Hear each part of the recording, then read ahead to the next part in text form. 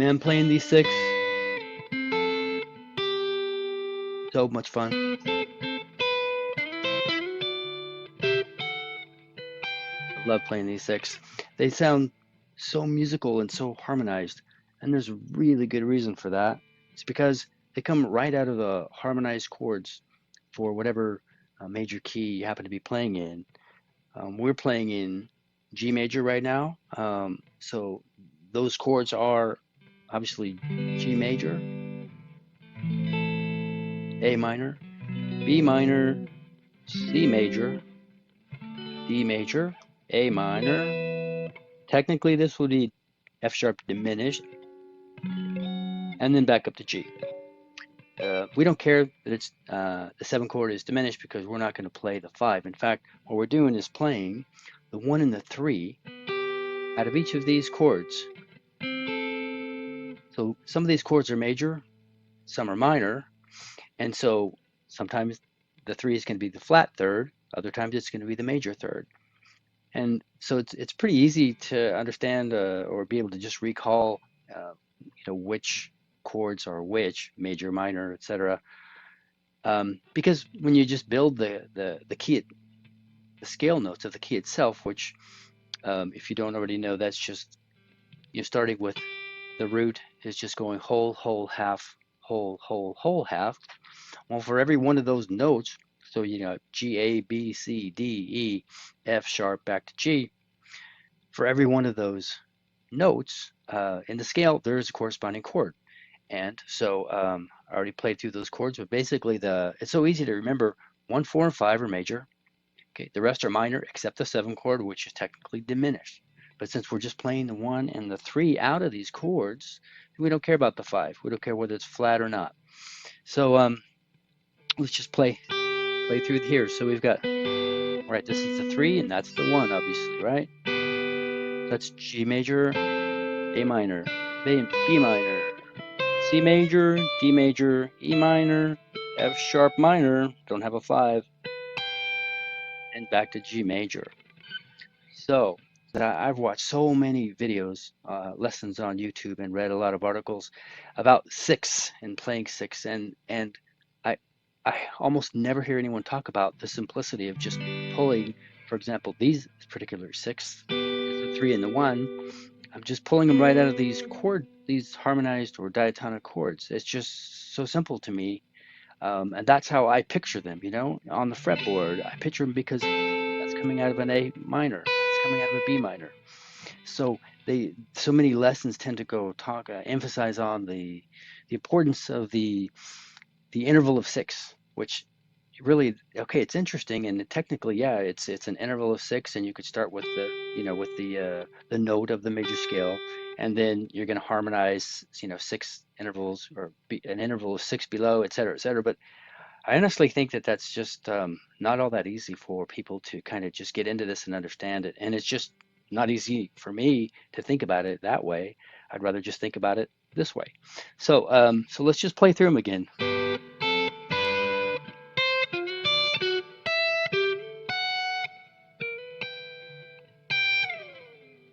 So it's very cool. Let's do this though. Why don't we play it over a track? Let's just throw this guy on here. Now let's play it so it's actually contextual. We have some context to listen to it, and we're gonna hit these chords as they go by with the proper 6. Early there, we'll go up to E minor, then to C major, and to D major. Cool. We'll do it again. G major, E minor, D major, and okay, that's cool, right? But there's another set of strings that we can play these exact same 6 on.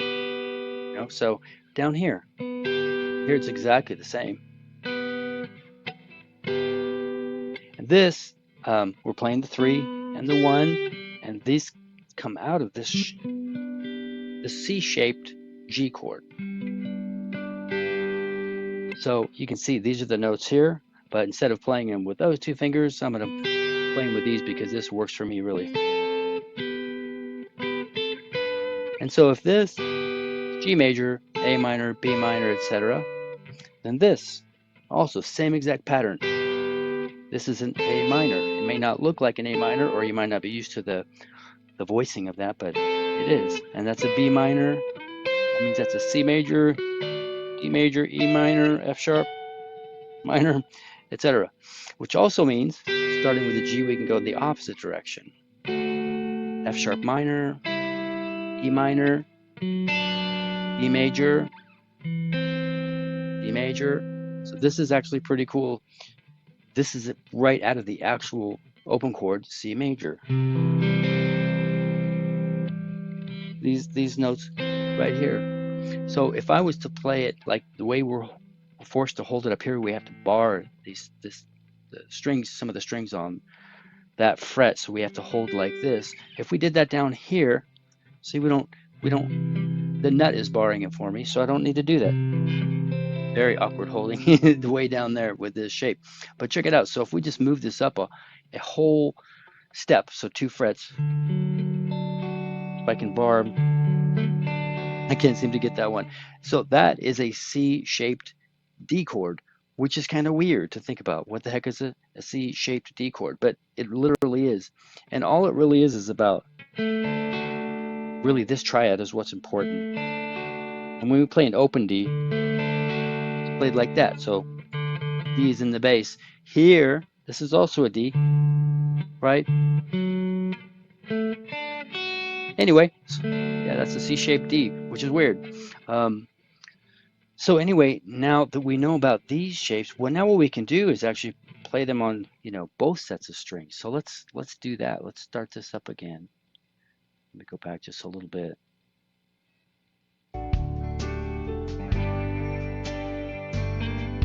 There's your G. Here's an E minor. I'm going to play that E minor. And I'll play this C major. And this one on the first set of strings that we looked at. Let's do it again. Let's do this C minor. Back to this C major.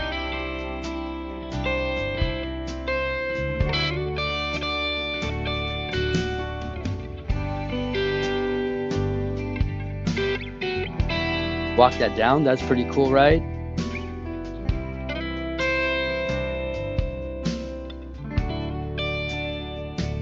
Cool, right?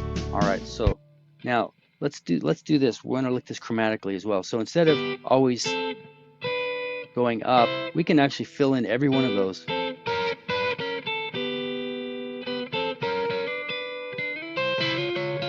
Even there. That's kind of a little bonus. So let's take a look at what else we want to do here. So when we look and when we form this shape here, that is our G note, right? Which is basically coming right out of this triad. That, if you don't already know, the notes on that B string, man, this is going to be really important. And basically, you already know about this D because it's a 5, 1, 3. So I get that 1 on the B string, right? So if that's a D, that's an E, that's an F, right? That's a G. So learning to anchor off of that note, those root notes on the second string, there's some pretty cool stuff you can do.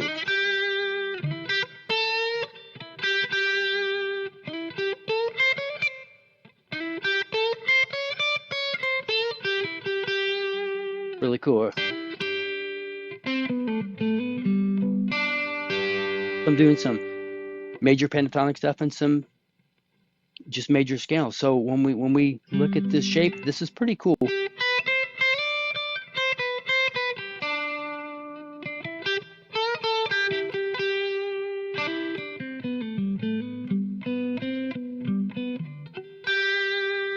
So anyway, that's pretty cool. Now, one other quick bonus, and then we'll come back to this. So we got that E-shaped G chord, and we got this C-shaped D chord, G chord, right? So these two notes, this is a 5 and a 1. from this chord. This is a pretty cool uh, major pentatonic way to basically slide up and kind of go up the fretboard and work your way back up to that G.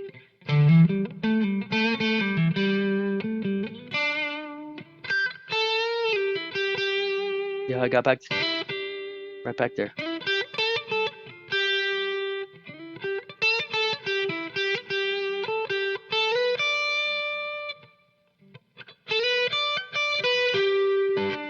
That's also interesting. And notice I went from this shape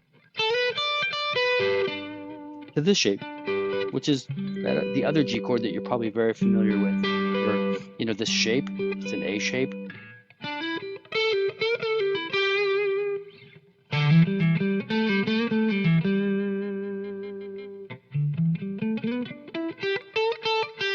All right, cool. Little bonuses, right?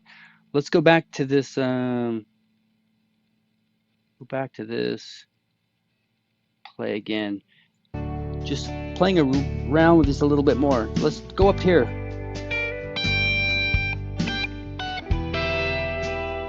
Another option. Walking down. I'll go back to this one.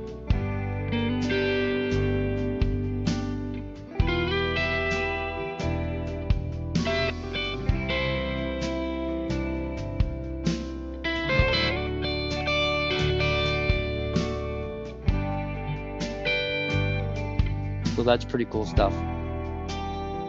Stop that. Stop showing that. I'll put a link to this backing track.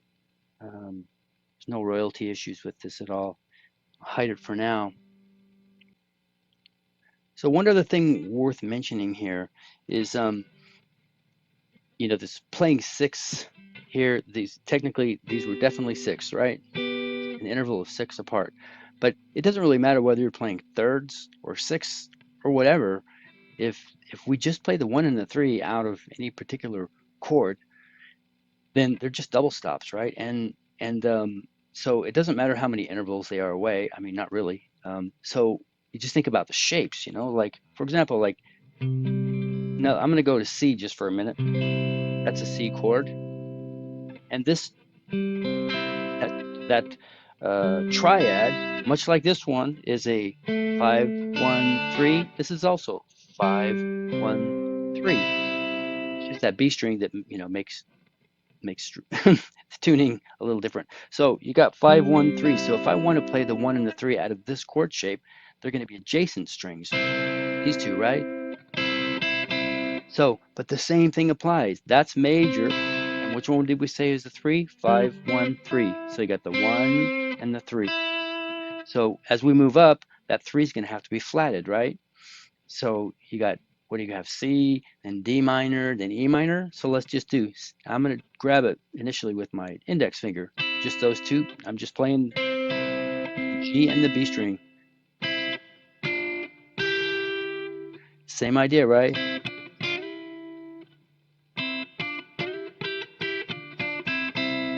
So right now it's just the 1 and the 2 minor and the 3 minor, right? And then we go the 4 major, 5 major, 6 minor, 7 minor, and back up to the C. Octave apart. It's actually pretty darn cool. And so the same thing applies as well. That's the major chord that these two are coming out. This is the minor chord, right? That's a D minor, that's an E minor, it's an F major, G major, right? That's the 4 and that's the 5 for C at the key of C. So it's the same idea.